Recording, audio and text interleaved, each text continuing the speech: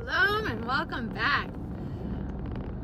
Just wanted to share something today about something I was thinking about, and I think I've mentioned it before, but it's kind of one of those things that I want to mention it again. And that is this concept, this idea that most of society got sold on that says, don't get your hopes up. Well, why not? What's wrong with getting your hopes up? Is it so bad to be disappointed? I mean, seriously, if we try to protect each other from disappointments or being sad or being let down, are we really helping each other out? Or are we truly enabling a narcissistic world? Kind of makes you wonder, makes you think.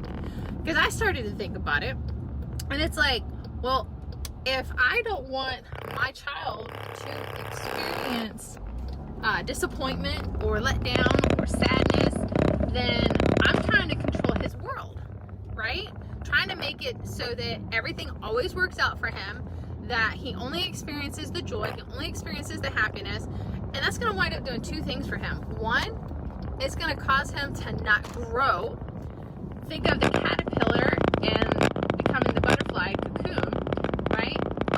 Studies have shown that when you break open the cocoon for the butterfly will die.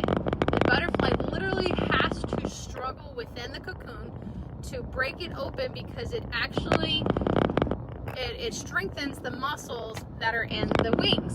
That's the only way the butterfly is going to survive. It has to struggle. It has to know what that's about and to give him strength for him to fly.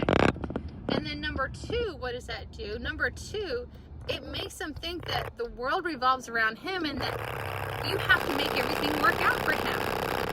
And that's not realistic. We all know that that's not how the world goes, but yet I wanted them. I was one of them. I thought the world revolved around me.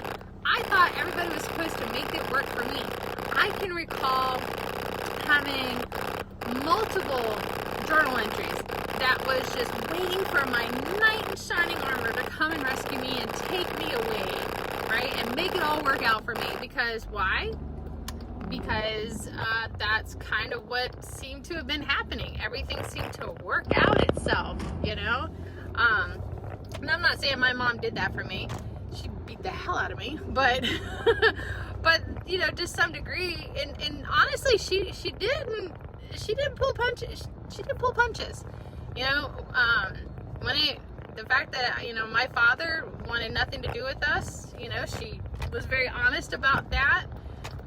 So she did have honesty with us, sometimes maybe too much, but I'd rather have too much, and we did get to struggle.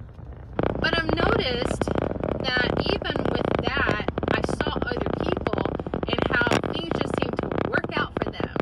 And we would actually look at that as being enabling.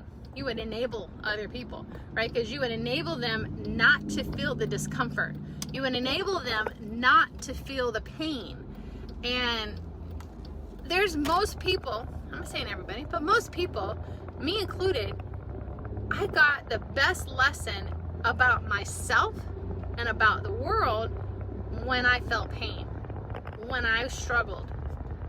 Because that's what makes us who we are. And so